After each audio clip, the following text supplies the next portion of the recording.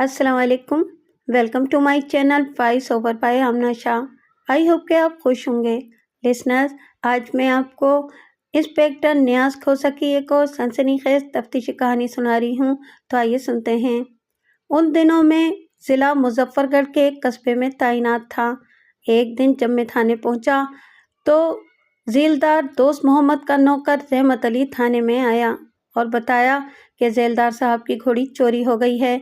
उन्होंने पैगाम भेजा है कि थानेदार साहब से कहना वो थोड़ा वक्त निकाल कर हवेली में आए। झीलदार दोस्त मोहम्मद का ताल्लुक मोहब्बताबाद गांव से था। वो सही मायनों में इंसान दोस्त था और अपने मज़ारों का बहुत ख्याल रखता था। मेरी इसके साथ ठीक ठाक सलाम दुआ थी।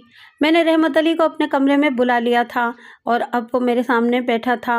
रहमत अली, क्या घोड़ी बहुत ज़्यादा कीमती थी? 2 दफ़ा मैं हवेली में गया था, लेकिन मुझसे तो किसी ने घोड़ी का कभी जिक्र नहीं किया। आखिरी बार तकरीबन 15 दिन पहले मैं हवेली में गया था, उस वक्त भी किसी ने मुझसे जिक्र नहीं किया। थानेदार साहब, दरअसल ये घोड़ी झीलदार साहब की चहीती घोड़ी थी। इसकी निगहदाश्त और टहल सेवा के लिए 2 बंदे अकबर और सानी मामूर थे और ये दोनों झीलदार साहब के खास बंदे हैं। बाकी रही बात घोड़ी का जिक्र न करने की, तो इस बाबत अर्ज है कि घोड़ी तकरीबन 10 दिन पहले आई थी। रहमत का यह कदरे तवील बयान इख्तिताम पजीर हुआ तो मैं चंद लम्हे गौर से रहमत के चेहरे की तरफ देखता रहा और फिर कहा, चलो ये तो कोई ऐसी बात नहीं जिस पर ज़्यादा गौर किया जाए। मुझे तुम ये बताओ कि अकबर या सानी में से कोई तुम्हारे साथ क्यों नहीं आया? थानेदार साहब, मैं भी कितना कमला हूँ। दरअसल ये बात मुझे पहले बतानी चाहिए थी। घोड़ी के साथ वो दोनों भी गायब हैं, तभी तो झीलदार साहब ने आपको बुलाया है। वो खुद इसलिए नहीं आए कि इनकी हालत ठीक नहीं है। यूँ महसूस होता है जैसे इनका कोई करीबी रिश्तेदार गुम हो गया हो। दोनों भी गायब हैं? मैंने ज़ेरे लब दोहराया। अच्छा, तुम बाहर बैठो, हम अभी तैयारी करके तुम्हारे साथ चलते हैं। अगर घोड़ी का मामला होता तो मैं हेड कांस्टेबल और कोई सिपाही भेज देता, लेकिन यहाँ मुझे घोड़ी की चोरी में किसी साजिश की बू आ रही थी। बहरहाल ज़रूरी तैयारी के बाद मैं हेड कांस्टेबल अकबर खान और सिपाही आरिफ के साथ झीलदार की भेजी हुई जीप में बैठकर उसकी हवेली पहुँच गया। झीलदार की हवेली ऐसी ही थी जैसे इस जैसे झीलदारों और जागीरदारों की होती हैं। इसमें सिर्फ ये बात मुनफरिद थी कि इसकी तामीर और आराइश में पुरानी तर्ज के मटेरियल के साथ जदीद मटेरियल का भी इस्तेमाल हुआ था। नौकर हमें चंद लम्हों के बाद बिठाकर चला गया और जब वो वापस आया तो मुझे सीधा झीलदार की ख्वाबगाह में ले गया। हेड कांस्टेबल और सिपाही मेरे कहने पर बाहर ही रह गए थे। झीलदार ने अपने बेड से उठकर मेरा इस्तकबाल किया। मैंने महसूस किया कि उसका जिस्म हौले हौले लरज़ रहा है।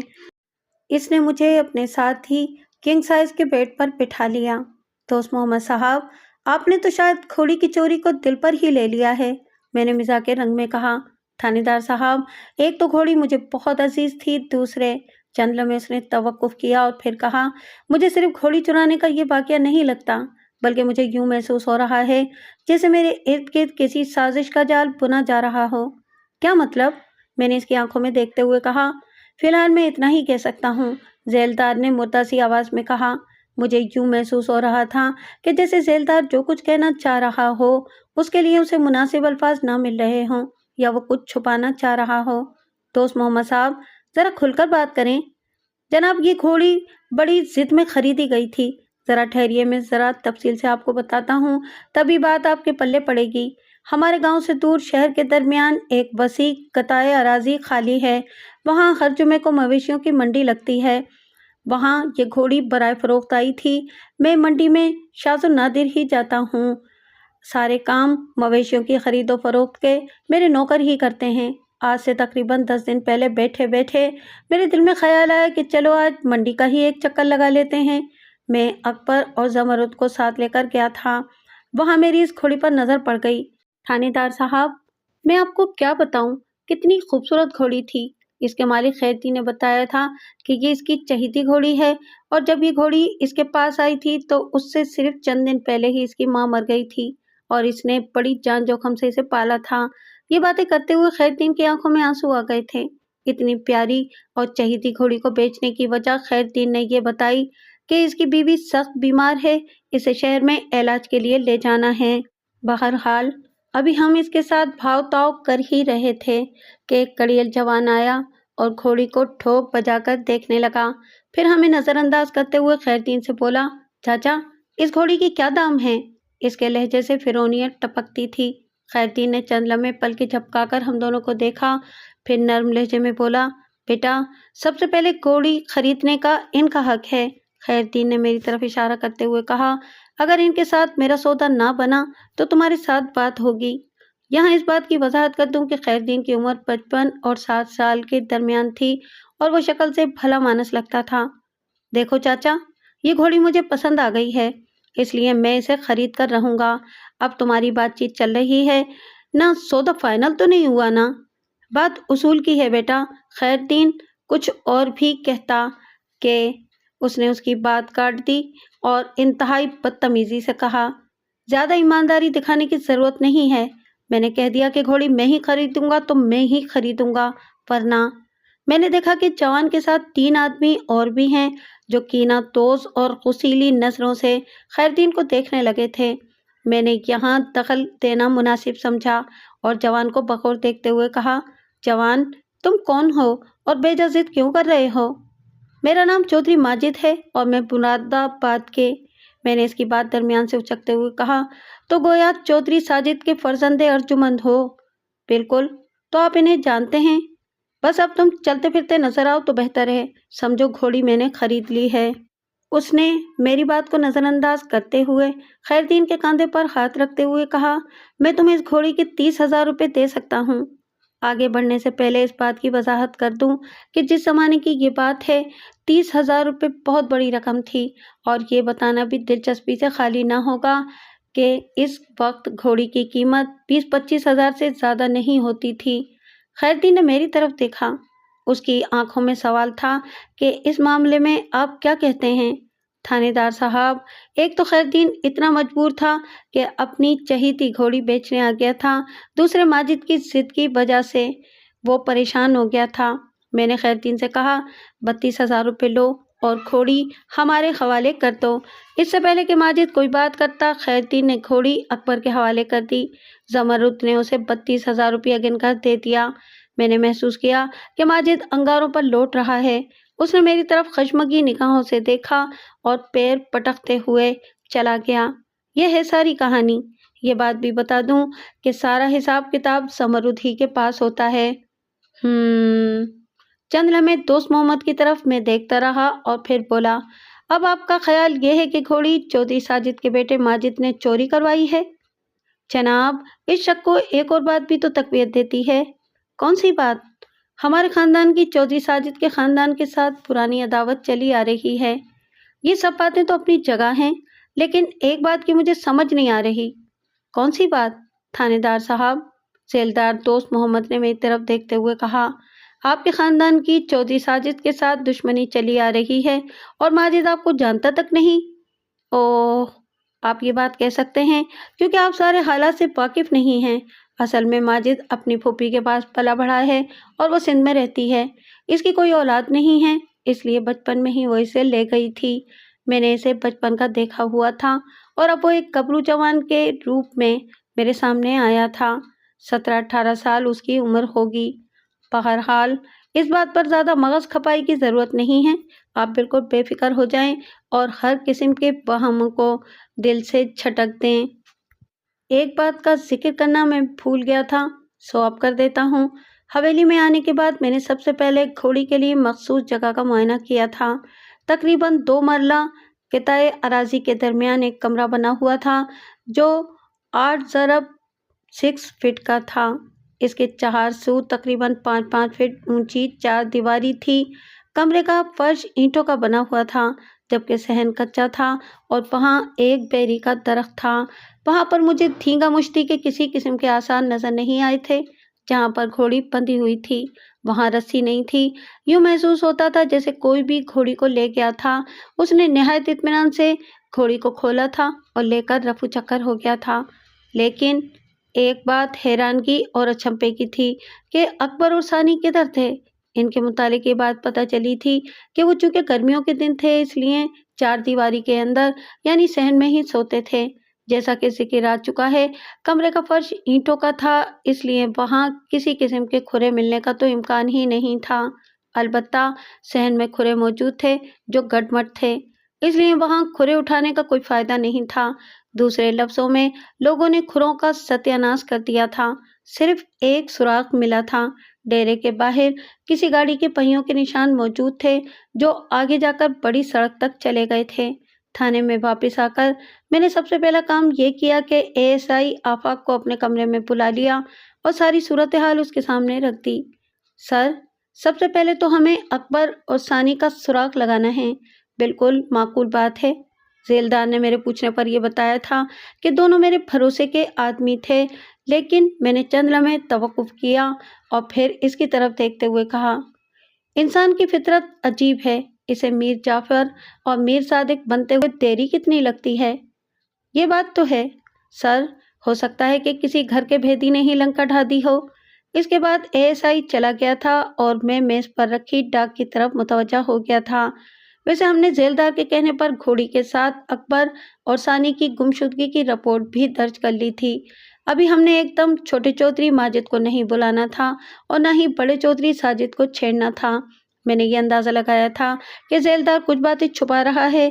चौधरी साजिद के ख़ानदान के साथ अपनी दुश्मनी की वजह वो गोल कर गया था। मेरा तजुर्बा ये कहता था कि दुश्मनी की वजह गहरी है, ये कोई छोटी वजह नहीं है। ऐसे मामलात की गहराई में जाने के लिए मुखबिर हमारे लिए बहुत कारआमद होते हैं और गांव का नंबरदार भी काम का बंदा होता है, लेकिन कुछ नंबरदार ऐसे होते हैं जो काम दिखा भी देते हैं, यानी पुलिस को भटका भी देते हैं। एएसआई ने मुखबिर नवेद को इस्तेमाल करना था। वैसे एक बात और भी हो सकती थी। जानवरों के मुतालिक आपने भी अक्सर सुना होगा कि अगर इन्हें मौका मिले तो वो अपने साबिका मालिकों के पास वापस भी चले जाते हैं। फिर घोड़ी तो खैरदीन के हाथों में जवान हुई थी। जेलदार ने बातों बातों में खैरदीन से इसके गांव का पता पूछ लिया था। मैंने सिपाही आरिफ को बुलाकर खैरदीन के गांव जाने का हुक्म दे दिया था।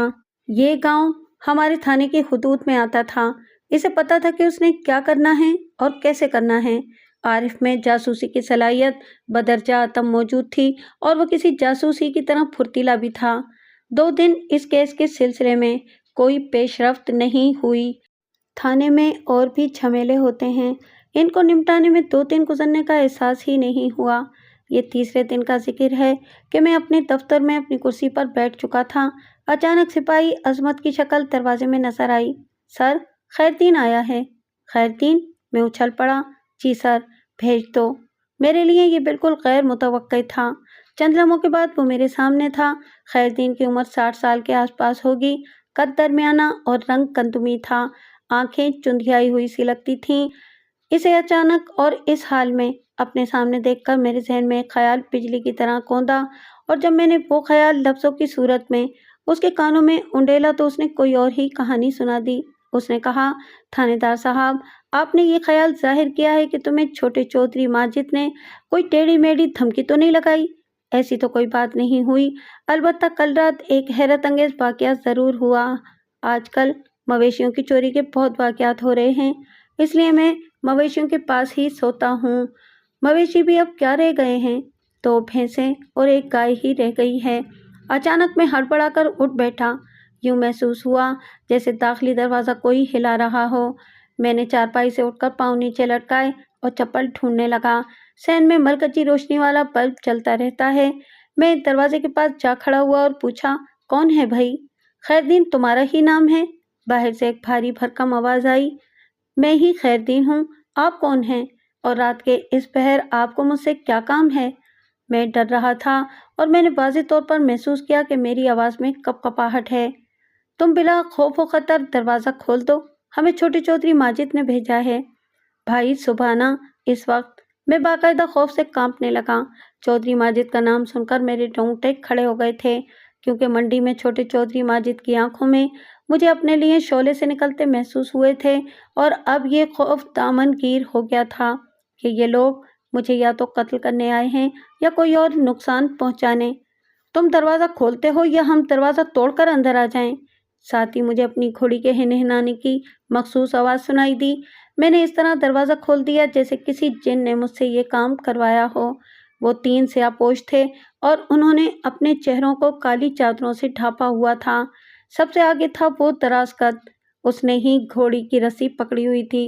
दराज का शख्स ने मिनमिनाती हुई आवाज़ में कहा, ये लो अपनी घोड़ी और आइंदा चौधरी माजिद साहब के साथ फड्डा नहीं डालना, वरना। फिर वो खामोशी से चले गए थे। मैं काफ़ी देर बुत बना अपनी जगह पर खड़ा रहा। फिर जैसे मुझे ये एहसास हुआ कि तूफान तो गुजर चुका है। मैंने महसूस किया कि घोड़ी मेरा हाथ चाट रही है। मुझे नदामत हुई कि मैंने जिस हाथ से इसकी रस्सी गैर के हवाले की थी, ये बेज़बान मेरा वही हाथ चाट रही है।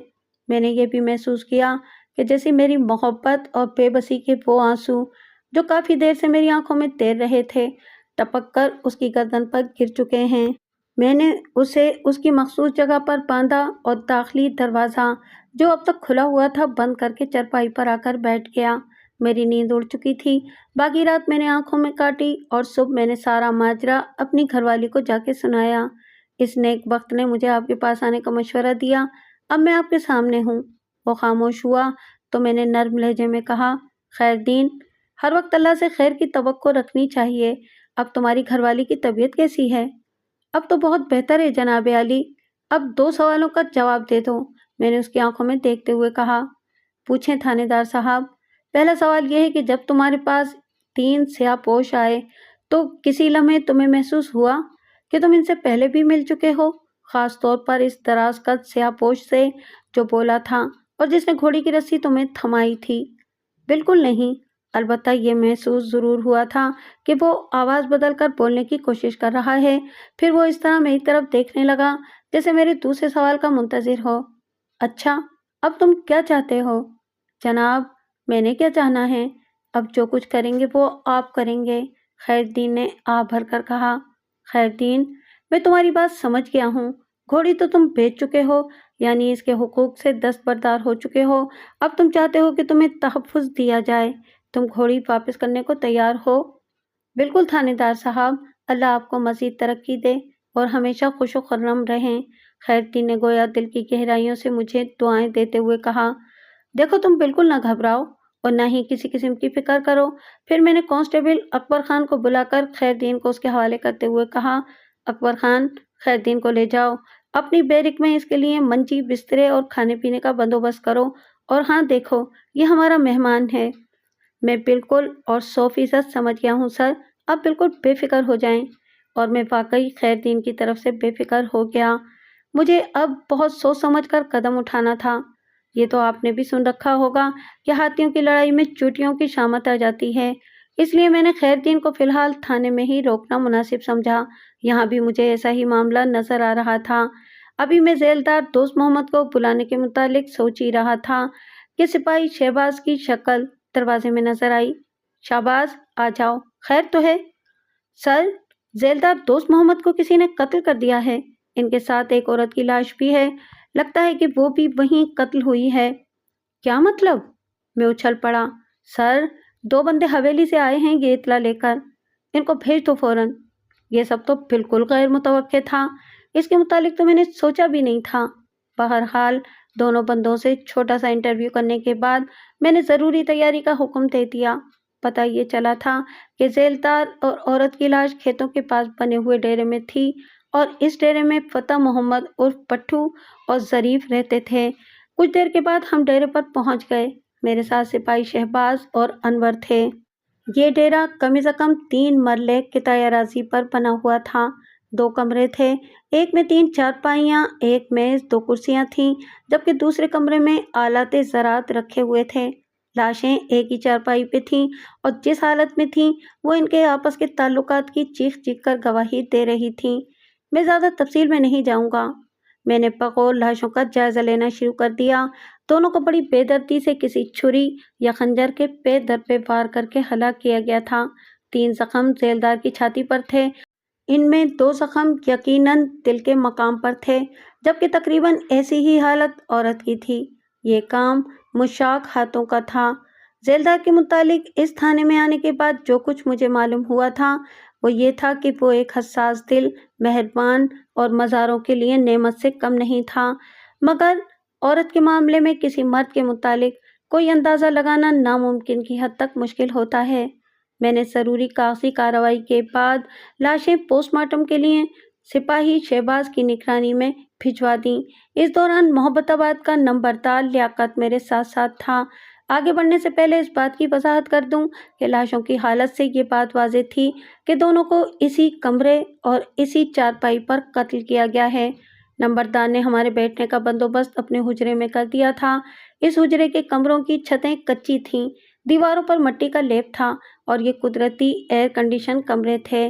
मैंने सिपाही अनवर को हुजरे के बाहरी रुकने और इर्द गिर्द नज़र रखने का हुक्म दिया और ख़ुद नंबरदार के साथ हुजरे में आकर बैठ गया। देखो नंबरदार साहब, अब तुम्हारी लियाकत का इम्तहान शुरू होता है। जनाब, मैं तो हुक्म का ग़ुलाम हूँ, आप जो कहेंगे वो करूँगा। लियाकत, तो मेरी बात समझे नहीं। मैं ये जानना चाहता हूँ कि ये सब क्या है। वैसे तो जेलदार साहब बहुत मेहरबान और इंसान दोस्त थे, लेकिन नंबरदार ने बात रोककर मेरी तरफ देखा। मैं इसकी निगाहों का मफहूम समझते हुए तसल्लीआमेज़ लहजे में बोला, तुम बिल्कुल बेफिक्र होकर सब कुछ बताओ। मैं जब तक इस थाने में हूँ तुम पर कोई आँच नहीं आने दूंगा। दरअसल बातें कुछ ऐसी हैं कि कहते हुए ज़बान रुक जाती है। किसी की इज्जत का सवाल है। अब कौन सी इज्जत रह जाती है? लाशों की हालत ने सब कुछ अयां कर दिया है और अब तो 2 कत्ल हो चुके हैं, इसलिए कोई छोटी से छोटी बात भी दिल में ना रखो। थानेदार साहब, जेलदार साहब नसीम उर्फ निमो के मामले में बिल्कुल बेबस थे। बकौले इनके नसीम ने इन पर जादू सा किया हुआ था, जिसकी वजह से वो सिर्फ दिल से सोचते थे, दिमाग को काम में नहीं लाते थे। हालांकि इनकी बीवी नौरीन लाखों में एक है और उन्होंने नौरीन की खातिर मुरादाबाद के चौधरी साजिद से दुश्मनी मोल ली थी। ओह, तो ये वजह है दुश्मनी की, मैंने ज़ेरे लब दोहराया। फिर नंबरदार ने तफसील से सारी बातें बताईं और इन बातों का जिक्र मैं बाद में करूँगा। इसके बाद मैंने नंबरदार से जो सवाल जवाब किए थे इनका मैं जिक्र करता हूँ। चलो, ये सब तो अपनी जगह पर है। तुम ये बताओ कि नसीम का चक्कर कब से चल रहा है और नसीम का घर किधर है? थानेदार साहब, नसीम मुरादाबाद के करीब और मिस्कीन से मज़ारे ताज मोहम्मद उर्फ ताजू की बेटी है और इसके खामिद अता मोहम्मद ने इसे तलाक दे दी थी। खैर, तुम ये बताओ कि दोस्त मोहम्मद और नसीम के ताल्लुकात के मुतालिक कितने लोग जानते हैं? मैंने एक और जाविये से सवाल किया। मेरे ख्याल में तो मेरे अलावा इसके 2 नौकर पट्टू और ज़रीफ ही जानते थे। नसीम के घर वाले? इसके मुतालिक पूरे वसूख के साथ कुछ नहीं कहा जा सकता। नंबरदार ने अपनी ठोड़ी खुजाते हुए कहा, नसीम का कोई जवान भाई वगैरह भी है? ये बताना तो मुझे याद ही नहीं रहा। इसका एक कुंडा सा भाई भी है, नाम तो इसका सज्जाद है, लेकिन अपने हमनशीनों में साका के नाम से मशहूर है। नंबरदार ने चौंकते हुए कहा, क्या वो इस किस्म का गैरतमंद और दिलेर है कि बहन के मुतालिक किसी से सुनकर इस किस्म की वारदात कर दे जैसी कि हो चुकी है? मैंने नंबरदार की आंखों में देखते हुए कहा, बिल्कुल जी, इतना ही जीदार और गैरतमंद है। इसके बाद मैंने ज़रीफ को बुला लिया। पट्टू और ज़रीफ सिपाही अनवर की ज़ेरे निगरानी थे। मेरा इरादा दोनों से अलग अलग तफ्तीश करने का था। ज़रीफ दुबले पतले जुस्से वाला बंदा था, रंग साफ, बाल घुंघरियाले और आंखें बेचैन सी थीं, जैसे इन्हें किसी की तलाश हो। इसके चेहरे का रंग यूं उड़ा हुआ था जैसे इसी ने ये वारदात की हो। ज़रीफ, तुम इतने घबराए हुए क्यों हो? मैंने उसकी बेचैन आंखों में देखते हुए कहा, जनाब, मैं इसलिए घबराया हुआ हूँ कि कहीं आप मुझ पर ही ना शक करें। क्या शक करने की वजह है? मैंने इसे घूरते हुए कहा, वजह तो कोई नहीं है जनाब, लेकिन मैंने सुना है कि पुलिस वाले खंबे से भी इकरार जुर्म करवा लेते हैं। उसने मरी मरी आवाज़ में कहा, अच्छा, किससे सुना है? मैंने हंसते हुए कहा, ताकि वो मुझसे बेतकल्लुफ़ हो जाए। बस जनाब, लोग कहते रहते हैं। लोगों को छोड़ो और अपनी बात करो। मैं अगर सच्ची बात करूं तो मुझे आप मुख्तलिफ लगे हैं। अच्छा, ये बताओ, जेलदार साहब और नसीम के दरमियान राब्ते का काम कौन करता था, तुम या फतेह मोहम्मद? जनाब, हम में से कोई नहीं करता था। हमें तो सिर्फ इतना पता है कि जिस दिन नसीम ने आना होता था, जेलदार साहब हमें कहते थे कि आज रात दूसरे कमरे में गुजारा करो। हम चटाई और गद्दे वगैरह बिछाकर गुजारा कर लेते थे। सुबह की क्या रूटीन होती थी? सुबह हम सूरज निकलने के बाद कमरे से बाहर निकलते थे। इस वक्त तक नसीम जा चुकी होती थी और जेलदार साहब भी जाने की तैयारी कर रहे होते थे। आज सुबह क्या हुआ था? जनाब, हम रात को कमरे का दरवाज़ा बंद करके सोते थे। कमरे की 2 खिड़कियां हैं, आपने देखी ही होंगी, एक सामने की तरफ और एक पिछली तरफ। क्योंकि गर्मियों के दिन हैं इसलिए हम दोनों खिड़कियां खोलकर सोए थे। चंद लम्हे ज़रीफ ने कुछ सोचा, फिर यूं बोला जैसे इसे कुछ याद आ गया हो। थानेदार साहब, आज सुबह अजीब वाकया हुआ। कौन सा वाकया? मैंने पूरी इश्तियाक निगाहें उसके चेहरे पर गाड़ दी। एक तो जब हम सोकर उठे तो सूरज काफी ऊपर आ चुका था, दूसरा हमारा सर भारी भारी था, जैसे हमने बेहोशी की कोई दवा पी ली थी। मैं सारी बात समझ गया। किसी ने स्प्रे गन से ज्यादा देर अंटा का फील लाने वाली कोई दवाई इनके चेहरे पर स्प्रे कर दी थी। दोनों खिड़कियां खुली थीं। मैंने तस्दीक के लिए ज़रीफ से पूछा, कल रात जहां तुम्हारे बिस्तरे थे, क्या वो किसी खिड़की के बिल्कुल नीचे थे? जी हाँ थानेदार साहब, पिछली रात खेतों की तरफ खुलने वाली खिड़की के ऐन नीचे हमारे बिस्तरे थे। कल रात इसके बाद मैंने इसे फारिग करके फतेह मोहम्मद को बुला लिया। इसने भी वही बातें बताईं जो ज़रीफ बता गया था। मेरे सिर्फ एक सवाल के जवाब में उसने ऐसी बात बताई कि मुझे रोशनी की किरण नजर आ गई। ये सवाल मैंने ज़रीफ से भी किया था, लेकिन उसने लाइन में जाहिर की थी। थानेदार साहब, ये बड़े लोग अजीब होते हैं, अपने मकसद के लिए हमें इस्तेमाल करते हैं। चूँकि हम इनका नमक खा रहे होते हैं इसलिए इनकार नहीं कर सकते। बाद में यही बातें हमारे लिए मुसीबत बन जाती हैं। नसीम से पैगाम रसानी का काम मेरी बीवी करती थी। तुम्हारी बीवी? मैंने ज़ेरे लब दोहराया और फिर उसकी आंखों में देखते हुए कहा, आजकल तुम्हारी बीवी कहाँ रह रही है? वो तो शुरू से गांव मुरादाबाद में रह रही है। मैं हफ्ते 10 दिन बाद गांव का चक्कर लगाता हूँ। अब हमें सारा फोकस गांव मुरादाबाद पर करना था। मैंने फतेह मोहम्मद को भी फारिग कर दिया। थाने से गाड़ी आ गई थी। मैंने सिपाही अनवर को साथ लिया और थाने में वापस आ गया। अगले दिन लाशें पोस्टमार्टम के बाद वापस आ गईं। ज़रूरी कार्रवाई के बाद लाशें पुरसा ले गए और मैं पोस्टमार्टम की रिपोर्ट खोलकर बैठ गया। रिपोर्ट में लिखा था कि वार खंजर से किए गए थे। जेलदार के सीने पर जो 3 वार थे, इनमें से 2 दिल तक चले गए थे और तीसरा वार जरा तिरछा लगा था। यही औरत के साथ भी हुआ था। मौत का वक्त रात 12 बजे से 1 बजे तक था। अभी मैं पोस्टमार्टम की रिपोर्ट पढ़कर फारिग ही हुआ था कि एएसआई आफाक मेरे कमरे में दाखिल हुआ। सर, अभी अभी मुझे पता चला है कि घोड़ी वापस खैरदीन के पास पहुंच चुकी है और जेलदार एक औरत के साथ कत्ल हो चुका है। बस ना पूछो, इस केस में अनहोनियां ही हो रही हैं। ये केस हमें चक्कर दर चक्कर रास्तों पर ले जा रहा है और हमें इन्हीं चक्करों में से रास्ता ढूंढना है। मैंने उसकी तरफ देखते हुए कहा, सर, नवीद रिपोर्ट ले आया है। अच्छा, क्या रिपोर्ट है? मैंने दिलचस्पी का इजहार करते हुए कहा। सर, रिपोर्ट का खुलासा यह है कि छोटा चौधरी वाकई ज़्यादातर सिंध में अपनी फूफो के पास रहता है और कभी कभी ही यहाँ आता है। इसलिए दुश्मनी की वजह इसकी इससे पोशीदा रहना कोई अचंभे या हैरानगी वाली बात नहीं। दुश्मनी की वजह नौरीन है। नौरीन पहले चौधरी साजिद की मंगेतर थी। फिर अचानक पता चला कि नौरीन के वालिदैन ने मंगनी तोड़कर रिश्ता जेलदार को दे दिया है। दरअसल जेलदार चौधरी साजिद से ज़्यादा मालदार है। सुना है कि जेलदार ने दौलत के बलबूते पर रिश्ता ले लिया था। नौरीन के वालिदैन गरीब और लालची हैं। सुना है कि जेलदार ने इन्हें काफ़ी नकद रुपया भी दिया था। ये कितना अर्सा पहले की बात है? तकरीबन 10 साल पहले की बात है। 10 साल पहले की? ये कैसे हो सकता है? क्यों सर? मैं समझा नहीं। एएसआई ने हैरान निगाहों से मेरी तरफ देखते हुए कहा, ये बात जहन में रखो कि चौधरी साजिद का बेटा माजिद मेरी मालूमात के मुताबिक 17-18 साल का है। इसका मतलब है कि चौधरी साजिद की शादी कम से कम 19 साल पहले हो चुकी थी। फिर ये मंगनी वगैरह का क्या चक्कर था? सर, आपका हैरान होना बिल्कुल बजा है। बाज़ औक़ात हालात ऐसे होते हैं कि इंसान सोचने पर मजबूर हो जाता है। लेकिन नवीद ने सारी बात वाज़ेह कर दी है। एएसआई थोड़ी देर के लिए रुका, लेकिन मैंने इसे कोई सवाल नहीं किया और इसके मज़ीद बोलने का मुंतज़िर रहा। दरअसल इस वक्त चौधरी साजिद की बीवी फौत हो गई थी और इस वक्त माजिद की उम्र 8 साल हो गई और वो वैसे भी अपनी फूफी के पास रह रहा था, इसलिए मंगनी नौरीन से हो गई।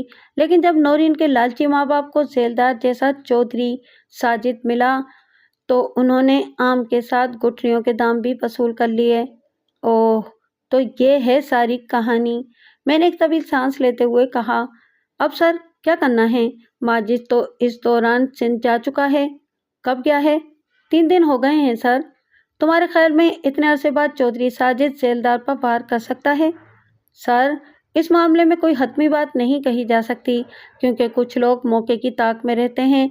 वो कई लोगों के सामने ये बात दोहरा चुका था कि कभी न कभी मुझे जेलदार को इबरत का निशान बनाने का मौका ज़रूर मिलेगा। अच्छा, तुम अकबर खान और सिपाही आरिफ को मेरे पास भेज दो। ठीक है सर।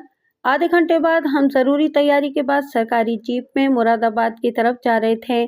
जब चौधरी साजिद को हमारा आने का पता चला तो वो खुद हवेली के दरवाजे पर हमारे इस्तकबाल के लिए आया। मैं इसे पहली बार देख रहा था। इसकी उम्र 44 साल के करीब करीब होगी।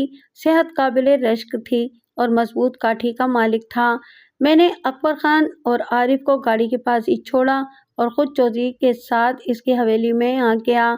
चौधरी साजिद की हवेली छोटी सी थी, लेकिन सामान से उसका आला ज़ौक़ झलकता था। एक नौकर टाइप बंदा हमारे साथ ही आ गया था।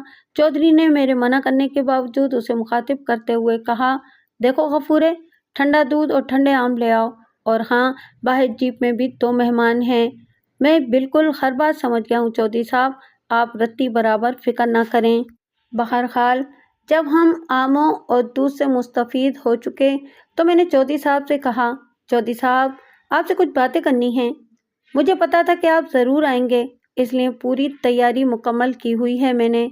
चौधरी ने खुशगवार मूड में कहा, क्या मतलब? मैंने मसनूई हैरत का इजहार किया। मुझ तक ये बात पहुंच चुकी है कि जेलदार दोस्त मोहम्मद अपनी महबूबा के साथ इबरतनाक अंजाम से दो चार हो चुका है, और ये आपकी ख्वाहिश भी थी। मैंने तंज़िया लहजे में कहा, क्यों?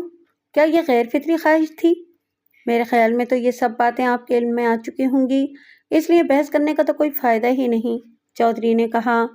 फिर मैंने घोड़ी वाला वाक़या उसके गोश गुजार किया तो ये सुनकर चौधरी ने ज़ोरदार कहकहा लगाया और फिर संभलते हुए बोला, थानेदार साहब, मैं इस बात की वजाहत कर दूं कि जेलदार के साथ दुश्मनी के मुतालिक माजिद को बिल्कुल इल्म नहीं था। उसने घर आकर मुझसे जिक्र किया था कि इस हुलिये के बंदे ने उसके साथ घोड़ी के मामले में जिद की थी। मैंने इसे कहा था कि दफ़ा करो। मैंने इसे फिर भी जेलदार के मुतालिक सिर्फ इतना कहा था कि वो मेरा जानने वाला है। चौधरी साहब, आप समझदार बंदे हैं। माजिद बिल्कुल नौजवान खून है। इसने हो सकता है कि बात दिल में रख ली हो और ख़रीदी हुई घोड़ी पहले चोरी करवाई और फिर खैरतीन को वापस करवा दी हो। अच्छा थानेदार साहब, माजिद इतना बेवकूफ़ नहीं है कि ख़रीदी हुई घोड़ी पहले चोरी करवाता और फिर खैरतीन को वापस भी करवाता और अपना नाम इस्तेमाल करवाता। चौधरी ने अपनी तरफ से तंज किया। क्या ये बचकाना हरकत नहीं लगती थानेदार साहब? नौजवान बेवकूफ़ी की हद तक दिलेर होते हैं और वो अपनी अना की तस्कीन की खातिर इस किस्म के बचकाना काम करते रहते हैं। मैंने एक दलील दी। जनाब, मेरी अकल तो ये बिल्कुल तस्लीम नहीं करती। वैसे थानेदार साहब, ये भी हैरानगी वाली बात है कि जिस रात घोड़ी वापस की गई उसी रात कत्ल भी हुए और माजिद उस वक्त यानी कि रात को सिंध में पहुंच गया था। फिर आपके ख्याल में यह हरकत नसीम के भाई की हो सकती है? ये मुमकिन तो है जनाब, लेकिन इस सेटअप में घोड़ी की वापसी वाला मामला किसी तरह फिट नहीं आ रहा, चौधरी ने कुछ सोचते हुए कहा। बहरहाल थानेदार साहब, मैं हर तरह से हाजिर हूँ। मैं इस बात से अलबत्ता खुश हूँ कि सांप भी मर गया है और लाठी भी नहीं टूटी। चौधरी ने तकरीबन सारे शक रफ़े कर दिए थे, लेकिन मैं अभी इसे मुश्तबों की फहरिस्त से खारिज करने के लिए तैयार नहीं था। बहरहाल कुछ शक और तहफ़्फ़ुज़ात अभी मेरे जहन में थे। हम जब थाने में वापस आए तो एक और हैरत अंगेज़ खबर हमारी मुंतज़िर थी। मुझे बताया गया कि अकबर और सानी आए हैं और मुझसे मिलना चाहते हैं। मुझे इन दोनों की तलाश थी, क्योंकि घोड़ी के साथ ही ये भी गुम हो गए थे। फिर चंद लम्हों बाद सिपाही शहबाज इन दोनों को लेकर मेरे पास आया था। मैंने सिपाही शहबाज को कमरे में ही रुकने का इशारा किया और इन दोनों को घूरते हुए कहा, तुम दोनों अब तक कहाँ थे? देखो, सच बोलना, वरना मैं तुम दोनों का बहुत बुरा हशर करूँगा। जनाब, आपके सामने हमारी औकात ही क्या है? हम आपके सामने कैसे झूठ बोल सकते हैं? दरअसल हम इस रात बेखबर सो रहे थे कि अचानक मेरी चारपाई पर ठोकर लगी। मैं हड़बड़ाकर उठ बैठा। मैंने देखा कि 3 स्याहपोश बल्ब की मलकजी रोशनी में मेरे सामने खड़े हैं। मैंने दूसरी चारपाई की तरफ देखा कि सानी भी उठ बैठा है और खौफजदा नज़रों से स्याहपोश को देख रहा है।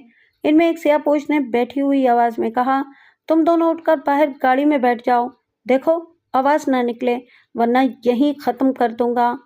मैंने देखा कि उसके हाथ में पिस्तौल या रिवॉल्वर दबा हुआ है और उसका रुख हम दोनों की तरफ है। इसका लहजा कह रहा था कि वो अपनी धमकी को अमली जामा पहना देगा। थानेदार साहब, यकीन करें, हमारा इस वक्त वही हाल था जो अचानक गहरी नींद से उठाए गए बंदे का होता है। हमारी तो गोया खिकी बन गई थी। हमने बेचुओं चरा उनके कहने पर अमल किया। ये एक मनी ट्रक था। गाड़ी में लाकर रिवॉल्वर या पिस्तौल बरदार ने हमें वहां पड़ी रस्सियों से बांध दिया और हमारे मुंह में कपड़ा ठूस दिया। कुछ देर के बाद हमने देखा कि घोड़ी को भी गाड़ी में लाकर बांध दिया गया है। अकबर का बयान अभी जारी था कि मैंने इसे टोकते हुए कहा, आगे तुम जो कुछ कहना चाहते हो मैं समझ गया हूँ। तुम ये बताओ कि फिर यहाँ कैसे नजर आ रहे हो? कल रात हम इस मकान में ही सोए थे जिसमें हमें रखा गया था, लेकिन आज सुबह हमारी आंख एक पार्क में खुली है। हम जेलदार साहब के साथ थाने के पास से कई बार गुजरे थे। हमने आपस में मशवरा किया और यहाँ आ गए। हमने सोचा जेलदार साहब शायद हमारी बात का यकीन ना करें। अकबर ने जवाब दिया, तुम्हारे जेलदार साहब अब कुछ समझने और कहने की हद से गुजर चुके हैं। मैंने उसकी आंखों में देखते हुए कहा, क्या मतलब? वो यूं उछला जैसे जिस कुर्सी पर वो बैठा हुआ है उसने उसे अचानक उछलने पर मजबूर कर दिया हो। मैंने सानी की तरफ देखा। वो भी फटी फटी आंखों से मुझे देख रहा था। मैंने इन्हें हालात से आगाह करना मुनासिब जाना। थानेदार साहब, ये कैसे हुआ और किसने ये जुल्म किया है? दोनों ने बैक वक्त कहा, अभी कातिल या कातिलों की मुझे तलाश है। तुम इस औरत के मुतालिक जो कुछ भी जानते हो जो जेलदार साहब के साथ कत्ल हुई थी तो मुझे बताओ।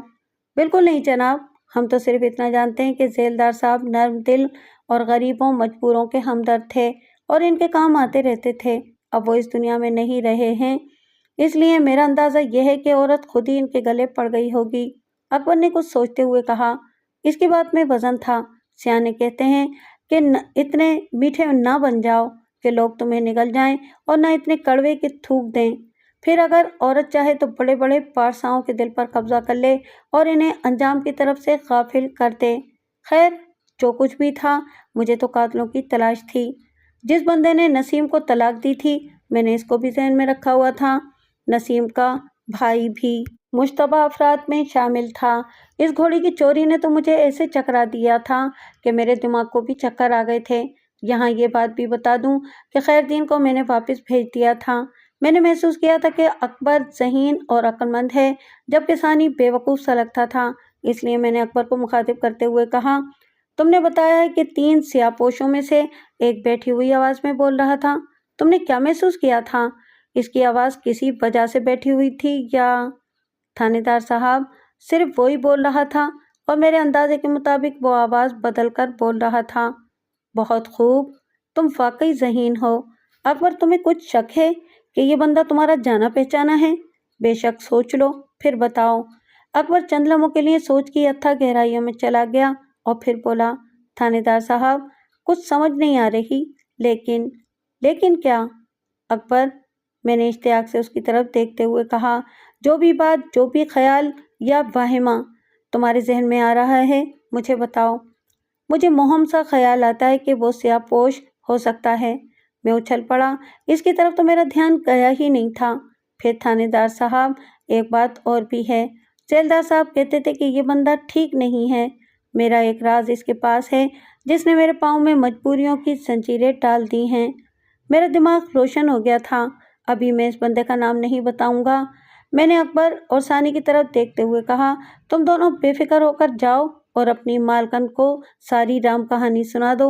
तुम्हें वो कुछ नहीं कहेगी और अगर कोई मसला हो तो फिर मेरे पास आ जाना। इनको रुखसत करने के बाद मैंने सिपाही असमत और आरिफ को बुलाकर इन्हें मतलूबा बंदा लाने के लिए भेज दिया। तकरीबन 1 घंटे बाद वो बंदा हमारे सामने था। बंदे को कमरे में सिपाही आरिफ लेकर आया था। आरिफ, तुम कमरे के बाहर खड़े हो जाओ। हो सकता है कि घी सीधी उंगलियों से ना निकले और उंगलियों को टेढ़ा करना पड़े। वो चला गया। हाँ तो जनाब, आप इतने घबराए हुए क्यों हैं? मैंने तो तुम्हें सिर्फ गपशप के लिए बुलाया है। गपशप के लिए? उसने ज़ेरे लब दोहराते हुए कहा। बिल्कुल, मैंने उसकी आंखों में देखते हुए कहा। मैंने देखा कि वो घबराया हुआ है। घोड़ी का क्या किस्सा है? वो तो मेरी मालूमात के मुताबिक खैरदीन के पास। वो अचानक चुप हो गया। मैंने गर्म लोहे पर चोट लगाते हुए कहा, तुम्हारी मालूमात का जरिया क्या है भोले बादशाह? وہ میں نے ادھر ادھر سے سنا ہے، وہ مکمل میری گرفت میں آ چکا تھا۔ سنا ہے کہ تم آواز بڑی اچھی بدل لیتے ہو، کبھی بیٹھی ہوئی کبھی ممیائی ہوئی آواز نکالتے ہو۔ پھر وہ ہو گیا جس کی مجھے توقع تھی۔ مطلوبہ بندے نے دروازے کی طرف دوڑ لگا دی۔ وہ اس طرح میری گرفت میں آ چکا تھا کہ اس کے ذہن سے یہ بات نکل ہی گئی تھی کہ سپاہی دروازے میں کھڑا ہے۔ اس کا احساس اسے اس وقت ہوا جب وہ سپاہی کی لات کھا کر اوندھے منہ فرش پر آ گرا۔ اس کے پیچھے سپاہی بھی آ گیا تھا۔ اس نے اس کی پنڈلی پر اپنے بوٹ کی ٹھوکر لگائی تو وہ کسی زخمی بیل کی طرح ڈکراتا ہوا پنڈلی پکڑے دوہرا ہو گیا۔ پنڈلی کی چوٹ ویسے بھی بڑے بڑے سورماؤں کو چھڑی کا دودھ یاد دلا دیتی ہے۔ میں نے سپاہی کی طرف ایسی نظروں سے دیکھا جیسے کہہ رہا ہوں کہ تم نے بڑا لاجواب کام کیا ہے۔ سپاہی نے میری ہلہ شیری سے مزید شیر ہوتے ہوئے اسے گریبان سے پکڑ کر سیدھا کھڑا کر دیا اور اس کا منہ میری طرف کرتے ہوئے کہا، تھانے دار صاحب کے سوالوں کے سیدھے سیدھے جواب دو ورنہ تمہاری ایک ایک ہڈی بول اٹھے گی۔ میں نے دیکھا کہ اس کی پیشانی پھٹ گئی ہے اور اسے خون دس رہا ہے اور اس کے چہرے پر اذیت کے آثار ہیں۔ پھر اس نے ہمیں سب کچھ بتانے میں ہی عافیت سمجھی، لیکن جس شخصیت کے کہنے پر اس نے یہ کچھ کیا تھا اس کا نام سن کر میں بھونچکا رہ گیا۔ یہ سب انسانی نفسیات کا کرشمہ تھا، انا کی تسکین کا مسئلہ تھا یا کچلی ہوئی خواہشات کا شاخسانہ تھا۔ سب سے پہلے مطلوبہ بندے کا تعارف کروا دوں، یہ زمرد تھا۔ جی ہاں، ذیلدار کا منشی۔ اسے شراب اور عورت سے رغبت تھی اور اکثر ذیلدار کے پیسوں میں ہیرا پھیری کر کے اپنے شوق پورے کرتا رہتا تھا۔ کہتے ہیں کہ چور چوری سے زیادہ دیر تلک دور نہیں رہ سکتا اور نہ ہی چوری زیادہ دیر تک چھپی رہ سکتی ہے۔ وہ پیسوں کی ہیرا پھیری بھی ایک دن ظاہر ہو جاتی ہے۔ ذیلدار کو بھی پتہ چل گیا۔ وہ اس سے باز پوچھ کرنے لگا۔ ادھر شومئی تقدیر، زمرد کو نسیم کے متعلق پتہ چل گیا اور اس نے ذیلدار کو راز افشا کرنے کی دھمکی دے کر نہ صرف خاموش رہنے پر مجبور کر دیا بلکہ اسے مزید پیسے اینٹھنے لگا۔ پھر ذیلدار کی گھوڑی چوری ہو گئی۔ ذیلدار پریشان ہو گیا۔ اس نے مجھے بلایا۔ میرے اور اس کے درمیان جو گفتگو ہوئی اور جن خدشات کا اس نے اظہار کیا تھا وہ میں نے آپ کو بتا ہی دیا ہے۔ بقول زمرد کے اس نے کبھی سوچا بھی نہیں تھا کہ وہ ذیلدار کو قتل کرے گا، لیکن ہونی ہو کر رہتی ہے۔ ایک دن ذیلدارنی نے اسے اپنے پاس بلایا اور کہا، دیکھو زمرد، مجھے چکر دینے کی کوشش نہ کرنا۔ مجھے اپنے شوہر اور تمہارے کرتوتوں کا پتہ چل گیا ہے۔ تم حساب کتاب میں ہیرا پھیری کر رہے ہو اور تمہارے دوست محمد صاحب نسیم نامی عورت کے ساتھ رنگ رلیاں مناتے ہیں۔ ویسے تو یہ کام تم بھی کرتے ہو اور یہ بھی ممکن ہے کہ تم نے ہی نسیم کو دوست محمد صاحب سے ملوایا ہو۔ بی بی جی، میں بڑی سے بڑی قسم کھانے کو تیار ہوں کہ میں نے نسیم کو ذیلدار صاحب سے نہیں ملوایا۔ البتہ تم نے حساب کتاب میں ہیرا پھیری تو ضرور کی ہے۔ بی بی جی، بس غلطی ہو گئی ہے، اب آئندہ کے لیے میں توبہ کرتا ہوں۔ آئندہ کی تو بعد میں سوچیں گے، پہلے تم یہ گن تو صاف کرو۔ نورین نے معنی خیز نظروں سے زمرد کو دیکھتے ہوئے کہا۔ کیا مطلب بی بی جی؟ مجھے دوست محمد صاحب کا اور نسیم کا پتہ صاف چاہیے۔ یہ آپ کیا کہہ رہی ہیں؟ میں نے کسی ایسی زبان میں تو بات نہیں کی جو تمہاری سمجھ میں نہ آ سکے۔ اچھی طرح سوچ لو ورنہ جیل تو ویسے بھی تمہارا مقدر ہوگی۔ بی بی جی، اس طرح تو میں سیدھا پھانسی کے تختے تک پہنچ جاؤں گا۔ ارے بے وقوف، تھوڑی عقل بھی استعمال کرو۔ تمہیں پتہ ہے کہ ذیلدار صاحب کی مراد آباد کے چودھری ساجد سے کھٹ پٹ ہے۔ تم جس رات وہ کمینی بھی دوست محمد کے ساتھ ہو، دونوں کو اس طرح قتل کرنا کہ سارا شک چودھری ساجد پر جائے، اب بھی سمجھ میں بات آئی کہ نہیں؟ اس کے لیے مجھے پہلے میدان بنانا پڑے گا، بڑے پاپڑ بیلنے پڑیں گے اور خرچہ بھی ہوگا۔ تم خرچے کی پرواہ نہ کرو، تم یہ کام کر دو، میں تمہیں 50,000 روپیہ دوں گی۔ یہاں یہ بات بھی بتا دوں کہ اس وقت تک گھوڑی آ چکی تھی۔ اس طرح زمرد نے 2 بندوں کو اور اپنے ساتھ ملایا اور کام شروع کر دیا۔ پھر شک کی توپوں کا رخ چودھری ساجد کی طرف موڑنے کے لیے اس نے گھوڑی چوری کر کے واپس کرنے کا جو ڈرامہ کیا وہ بھی آپ جان چکے ہیں، اور اکبر اور ثانی کو اغوا کرنے کے بعد چھوڑنے والی کہانی بھی آپ کو پتہ چل چکی ہے۔ یہ سب میرے خیال میں بچکانہ باتیں تھیں، یہ سارا سیٹ اپ بھی احمقانہ تھا۔ اصل میں زمرد اپنی طرف سے سیانہ کبا بنا تھا اور گندگی میں جا کے منہ مارا تھا۔ میں نے نورین کو تھانے طلب کر لیا اور پوچھ گچھ کی۔ اس نے بیان دیا تھانے دار صاحب، یہ زمرد کمینہ اور خود غرض ہے، میں نے ایسی کوئی بات نہیں کی، مجھے تو دوست محمد صاحب اور کسی نسیم کے تعلقات کا کوئی علم ہی نہیں، اور نہ ہی میں یہ جانتی ہوں کہ یہ دوست محمد صاحب کو دونوں ہاتھوں سے لوٹتا رہا ہے، آپ اسے پھانسی کی سزا دلوائیں۔ عدالت نے میرے کہنے پر یا نورین کے کہنے پر سزا نہیں دینی تھی، بلکہ قانون کے مطابق سزا دینی تھی۔ میں نے زمرد کے شراکت داروں کو بھی گرفتار کروانے کے بعد چاروں کے نام پرچہ کاٹ کر انہیں حوالہ عدالت کر دیا تھا۔ عدالت میں بھی نورین اپنے بیان پر قائم رہی تھی۔ زمرد کا وکیل کوئی ایسا گواہ عدالت میں پیش نہیں کر سکا تھا جس کے سامنے نورین نے کہا ہو کہ زمرد دوست محمد کو اور نسیم کو دنیا کے تختے سے اٹھا دے۔ اس طرح کے کاموں میں اس طرح تو ہوتا ہے۔ عدالت نے زمرد کو عمر قید اور اس کے ساتھیوں کو 10 سال قید بامشقت کی سزا سنائی تھی، اور نورین کو عدالت نے باعزت بری کر دیا تھا۔ بہرحال ایک بات تو طے تھی کہ زمرد نے سیانہ کباب بننے کی کوشش کی تھی، اور جاتے جاتے گھوڑی کے متعلق بھی بتا دوں کہ نورین نے گھوڑی خیردین کے پاس ہی رہنے دی تھی۔ اس نے کہا تھا کہ کسی سے اس کی محبوب چیز چھیننی نہیں چاہیے، کسی قیمت پر بھی نہیں، اور یہ بھی ایک ذو معنی فقرہ تھا۔